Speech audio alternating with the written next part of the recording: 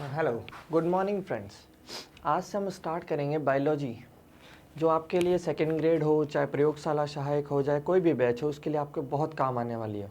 और इसी के अंदर हम सबसे पहले स्टार्ट करेंगे इसका जो सबसे हार्ड माने जाने वाला, टफ माने जाने वाला चैप्टर है या यूनिट मान लो आप, animal kingdom. Basically animal kingdom जब अपन पढ़ते हैं तो जो क्लासिफिकेशन स्टार्ट किया जाता है वो किया जाता है विटेकर का। और विटेकर का जो क्लासिफिकेशन था उसको अपन बोलते हैं 5 किंगडम क्लासिफिकेशन। तो जब स्टार्ट करते हैं हम एनिमल किंगडम, सबसे पहले अपन देखते हैं जो एनिमल किंगडम के लिए कौन सा क्लासिफिकेशन माना जाता है, 5 किंगडम क्लासिफिकेशन। यानी कि जितने भी ऑर्गेनिजम्स हैं, चाहे वो प्लांट्स हो चाहे वो एनिमल्स हो, उनको कितने डिवीजन में 5 कैटेगरीज में डिवाइड कर दिया गया। और ये अपने को पता होगा कि वो 5 किंगडम्स कौन कौन से हैं, क्योंकि ये सबसे बेसिक चीज़ होती है। ये 5 किंगडम क्लासिफिकेशन। सबसे पहला किंगडम आता है मोनेरा। इस मोनेरा किंगडम के अंदर सारे जितने भी अर्थ के ऊपर अपने को बैक्टीरियाज मिलते हैं, बैक्टीरिया को किस कैटेगरी में रखा गया है, मोनेरा के अंदर रखा गया है। दूसरा हम पढ़ते हैं प्रोटिस्टा। तीसरा हम माइकोटा या फंजाई। उसके बाद आता है हमारे प्लांटी। और लास्ट में जो जगत रखा गया था 5 नंबर में, वो है हमारा एनिमेलिया। यानी कि जितने भी प्राणी अर्थ पर पाए जाते हैं उनको 5 कैटेगरीज में डिवाइड किया गया है। किसके क्लासिफिकेशन के हिसाब से, विटेकर। ये विटेकर ही भाई साहब थे जिन्होंने 5 किंगडम क्लासिफिकेशन दिया था, और सबसे नोन क्लासिफिकेशन भी इन्हीं का माना जाता है। 5 किंगडम्स है अपने सामने। मोनेरा है जिसमें बैक्टीरियाज आते हैं, उसके बाद में प्रोटिस्टा आ गए, फिर फंजाई आ गई, फिर प्लांट आ गए और फिर एनिमेलिया आ गए। हम जो स्टार्ट करेंगे वो एनिमल किंगडम से स्टार्ट करेंगे। और एनिमल किंगडम में स्टार्ट करने से पहले हमें जो भी चीज़ें पढ़नी है उसके लिए मैं आपको पहले बता दूं कि हमें पढ़ना पड़ेगा। इसका भी जो क्लासिफिकेशन है बहुत ईजी क्लासिफिकेशन है कि एनिमेलिया जो किंगडम है इसको पहले 2 भागों में विभाजित किया गया था। सबसे पहला प्रोटोजोआ और दूसरा आता है मेटाजोआ। इस प्रोटोजोआ के अंदर एक ही किंगडम आता है जिसको पहले अपन प्लांट भी मानते थे, लेकिन इसको बाद में कैरेक्टर के हिसाब से जैसे जैसे इसमें मॉडिफिकेशंस हुए इसको किस में डाल दिया गया, अलग से प्रोटोजोअन्स में, एनिमल किंगडम में गिना जाने लगा। और इसके अंदर एक ही चीज़ आती है, एक ही सब फाइलम आएगा, प्रोटोजोआ। फिर जब विभाजन होने लगा तो मेटाजोआ को फिर से 2 भागों में डिवाइड किया गया, एक पैराजोआ और एक आता है मेटाजोआ, सॉरी यू मेटाजोआ।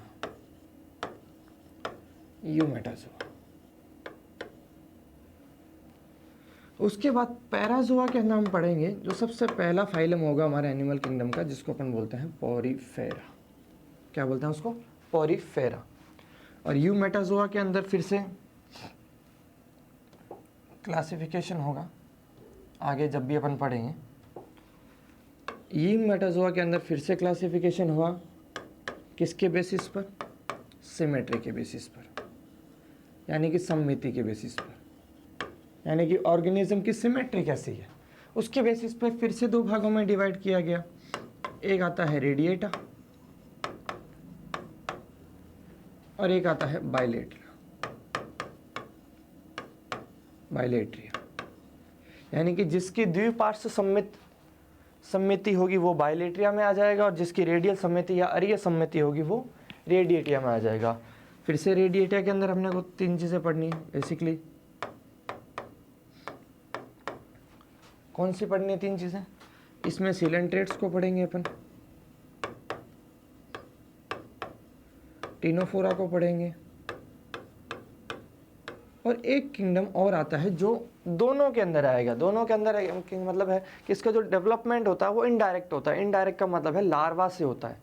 तो लार्वल स्टेज और एडल्ट स्टेज, स्काइनोडर्मेटा की जो एडल्ट स्टेज होती है उसकी जो सममिति होती है वो रेडियल सममिति होती है, लेकिन जो लार्वा की सममिति होगी वो बायलेटरल होगी। तो इकाइनोडर्मेटा को भी इसमें पढ़ा जाता है। उसके बाद बात करते हैं हम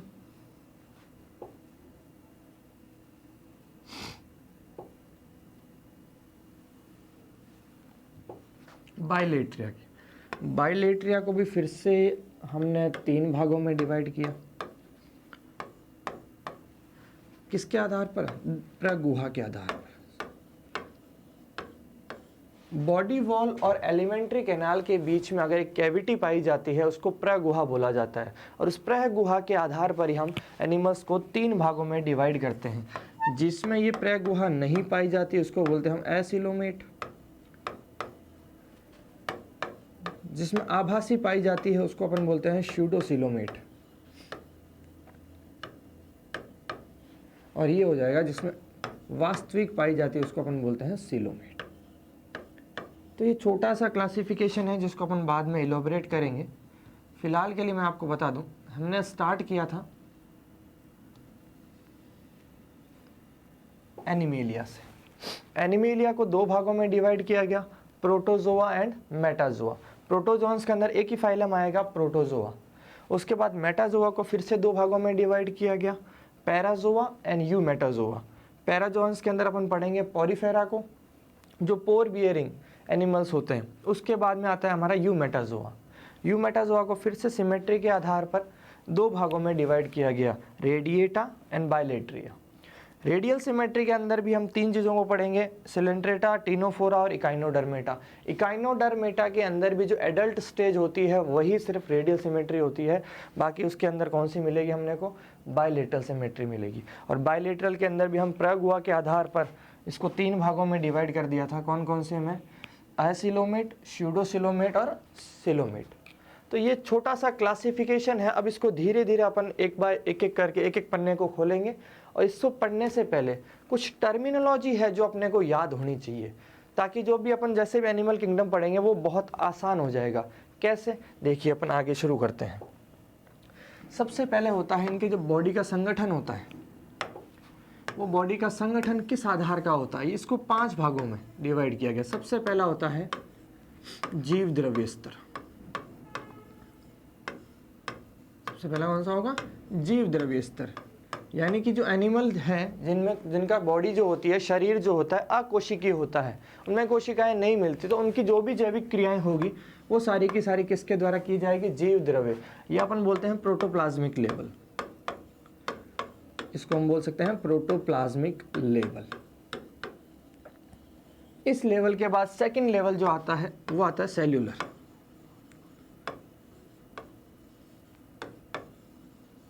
यानी कोशिकीय स्तर।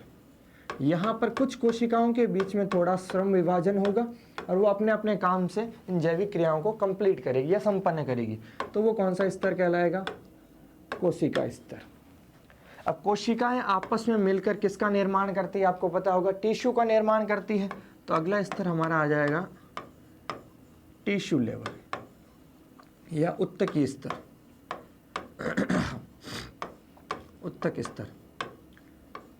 जैसे जैसे आगे और डेवलपमेंट होगा, ये टिश्यू बनकर क्या बनाएंगे? ऑर्गन सिस्टम, ऑर्गन बनाएंगे। तो अगला जो आ जाएगा अपना लेवल आ जाएगा ऑर्गन लेवल का, अंग स्तर। और उससे भी आगे चलें अपन, उससे आगे मॉडिफाई करेंगे तो हमें पता चलेगा ये ऑर्गन्स आपस में मिलकर एक सिस्टम का निर्माण करते हैं। और सबसे एडवांस जो स्तर होता है वो होता है हमारे ऑर्गन सिस्टम का। सबसे क्या होगा? ऑर्गन सिस्टम है। तो ये 5 होते हैं। शरीर के संगठन के स्थान के हिसाब से 5 भाग होते हैं। सबसे पहला है जीव द्रव्य स्तर, यानी जो अकोशिकीय शरीर वाले जो भी एनिमल्स होंगे उनके अंदर प्रोटोप्लाज्म जो होता है वही जैविक क्रियाओं को संपन्न करता है, तो वो अपने आ जाएगा जीव द्रव्य स्तर में। सेकंड आता है, अगर उसमें कोशिकाएं सारा काम कर रही है तो सेल्यूलर लेवल आ जाएगा। अगर उसमें उत्तक सारे काम कर रहे हैं तो टिश्यू लेवल आ जाएगा। उसके बाद अगर ऑर्गन स्टार्ट कर रहे हैं काम को सारा तो ऑर्गन लेवल आ जाएगा। और एक ऑर्गन मिलाकर एक सिस्टम का निर्माण कर रहे हैं तो वो सारे आ जाएंगे अपने ऑर्गन सिस्टम में या अंग तंत्र में आ जाएंगे। तो ये पहला पॉइंट है जो अपने को ध्यान रखना है, ताकि अपन जैसे ही एक एक करके एक एक फाइलम पढ़ेंगे तो डायरेक्ट इनके कैरेक्टर्स लिखेंगे अपन, और डायरेक्ट कैरेक्टर में अपने को सीधा पॉइंट ही लिखना है, क्योंकि अभी बता दिया कि भाई जीव द्रव्य स्तर क्या होता है, कोशिका स्तर क्या होता है, उत्तक स्तर क्या होगा। तो ये पहला पॉइंट है हमारा कौन सा? शारीरिक संगठन का स्तर। अब सेकंड बात करते हैं, सबसे इंपॉर्टेंट ध्यान रखना, सममिति, या इसको सिमेट्री बोल सकते हैं। सिमेट्री के आधार पर भी हम एनिमल्स को 3 भागों में डिवाइड कर सकते हैं। कितने भागों में डिवाइड करेंगे भाई? 3 भागों में। पहला तो असिमेट्रिकल, असममित, यानी कि उसकी कोई सिमेट्री है ही नहीं, असममित या असिमेट्रिकल। जैसे मोस्ट ऑफ द स्पंज जो होते हैं इनकी कोई सिमेट्री नहीं होती, फिक्स स्ट्रक्चर नहीं होता। जिसका फिक्स स्ट्रक्चर नहीं है, कोई आप किसी भी तल से उसको काट दो, कोई भी भाग नहीं होगा बराबर, कभी भी नहीं होगा, तो वो क्या कहलाएंगे? असममित कहलाएंगे। उसके बाद में आता है हमारा सबसे इंपॉर्टेंट अरीय, ये इसको बोलते हैं रेडियल।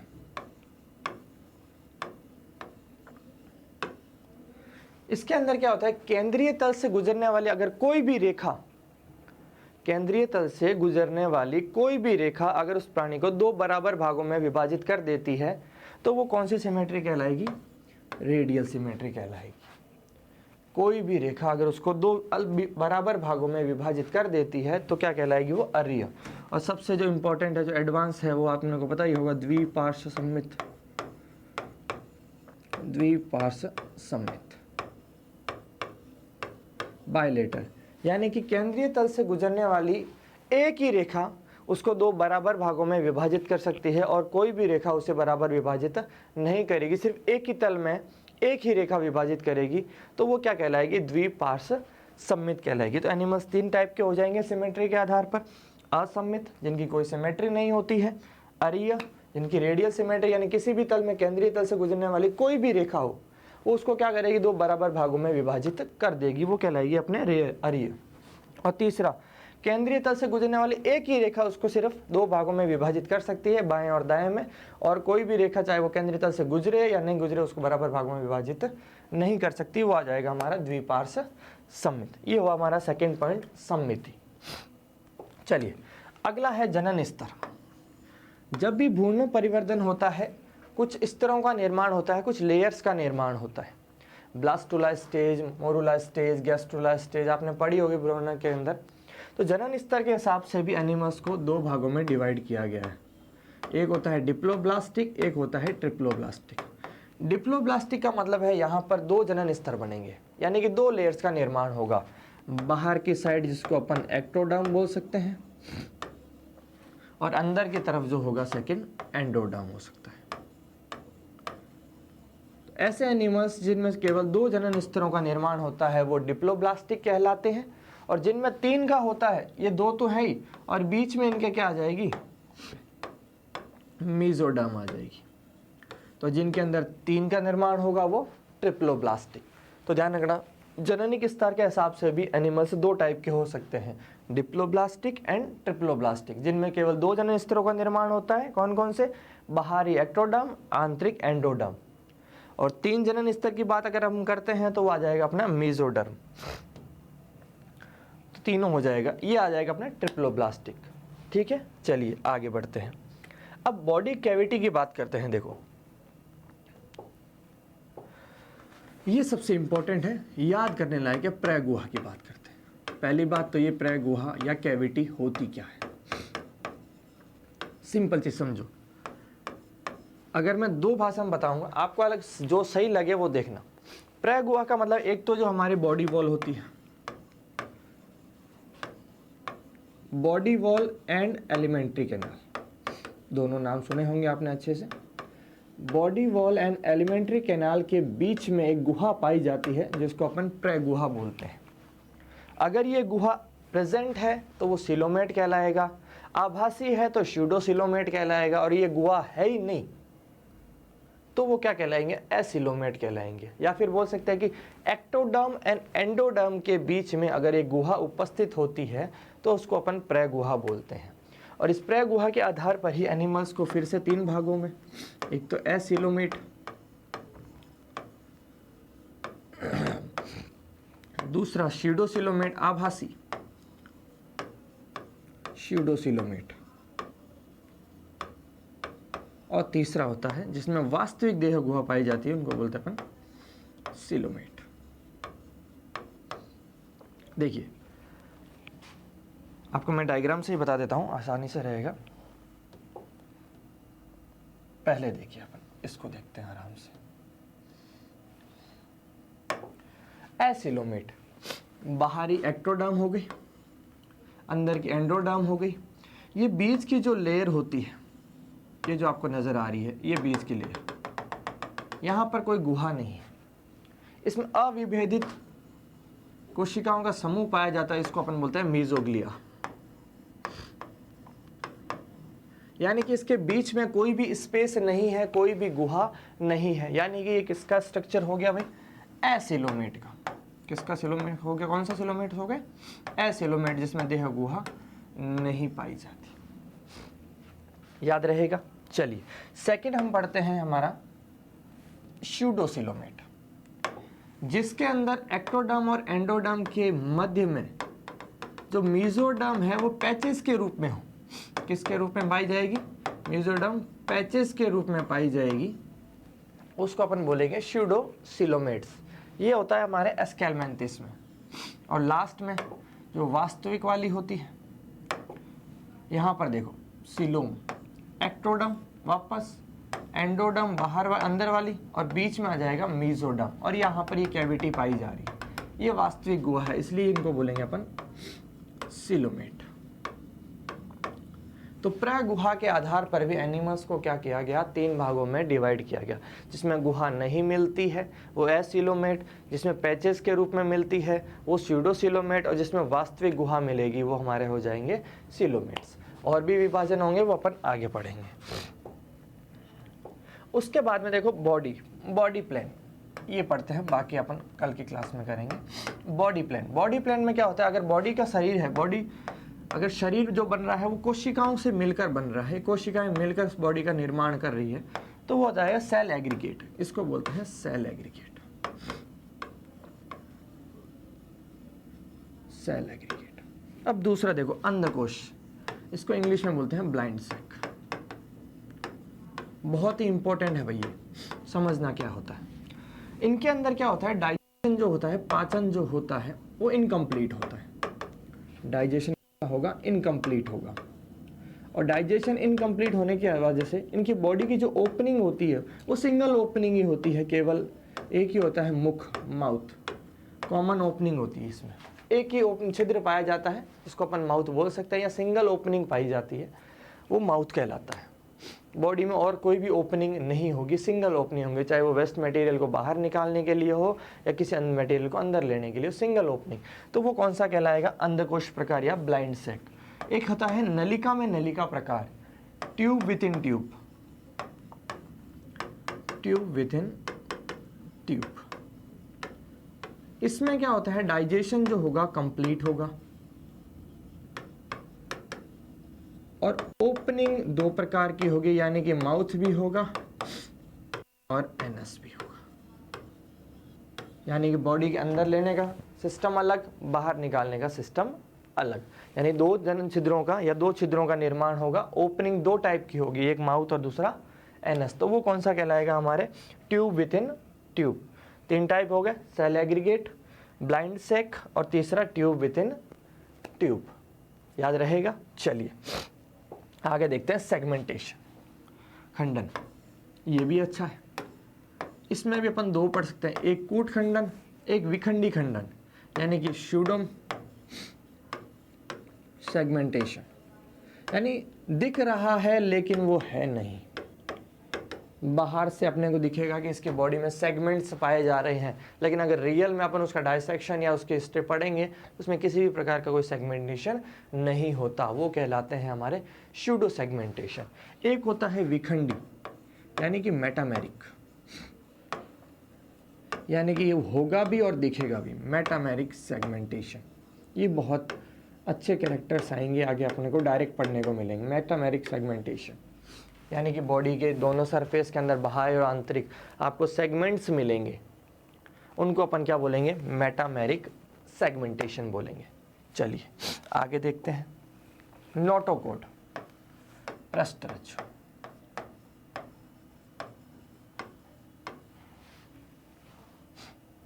क्या हो जाएगा? पृष्ठरज्जु हो जाएगा। इतना आप देखिए आराम से।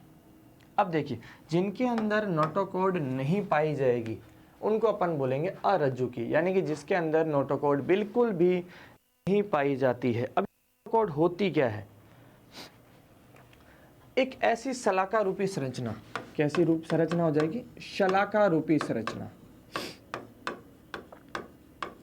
शलाका रूपी संरचना जो मेसोडर्म से उत्पन्न होती है। कहाँ से उत्पन्न होगी?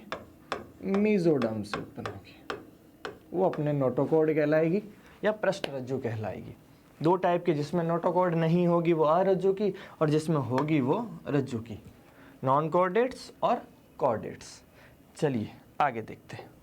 सर्कुलेटरी सिस्टम दो प्रकार का हो सकता है, खुला परिसंचरण तंत्र, close open blood vascular system. दूसरा होता है बंद परिसंचरण तंत्र, इनको आगे इलेबोरेट में पढ़ेंगे अपन, क्लोज बीवीएस। चलिए, और लास्ट भ्रूण परिवर्तन, ये बहुत इंपॉर्टेंट है। दो प्रकार के, यानी भ्रूण में जो परिवर्तन हो रहा है, डेवलपमेंट हो रहा है, इसके हिसाब से भी, उसके आधार पर भी एनिमल्स को दो भागों में डिवाइड किया गया है, एक प्रोटोस्टोमिया, दूसरे ड्यूटेरोस्टोमिया। जिनमें परिवर्तन के दौरान पहले माउथ का फॉर्मेशन होता है, पहले माउथ का फॉर्मेशन होता है, मुख का फॉर्मेशन होता है, वो कहलाते हैं हमारे प्रोटोस्टोमिक। क्या कहलाएंगे? प्रोटोस्टोमिक। लेकिन जिनमें परिवर्तन के दौरान क्या होता है, पहले गुदा का निर्माण होता है, एनस का निर्माण होता है, माउथ का निर्माण बाद में होगा, वो क्या कहलाएंगे? ड्यूटेरोस्टोमिक। जिसमें पहले माउथ का निर्माण होता है वो प्रोटोस्टोमिक, जिसमें पहले एनस का निर्माण होता है या गुदा का निर्माण होगा वो ड्यूटेरोस्टोमिक। तो ये कुछ टर्मिनोलॉजी है। अब क्या होगा, जैसे जैसे अपन फाइलम्स पढ़ेंगे, पोरीफेरा, प्रोटोजोआ, सेलेंट्रेटा, टिनोफोरा, प्लेटीहेलमिन्थिस, एस्केलमिन्थिस, जो भी अपन पढ़ेंगे, इसमें डायरेक्ट कैरेक्टर हिसाब से याद रहेगा कि भाई सेगमेंटेशन क्या होता है, सीलोम क्या होता है, सेगमेंट सर्कुलेशन सिस्टम कैसा हो सकता है, बॉडी प्लान कैसा है, उसका लेवल ऑफ ऑर्गेनाइजेशन कहता है। इजी टर्म्स हो जाएगी डायरेक्ट याद करने के लिए। ठीक है, आज के लिए हम इतना ही करेंगे, बाकी अपन करेंगे अगली वाली क्लास में। Thank you.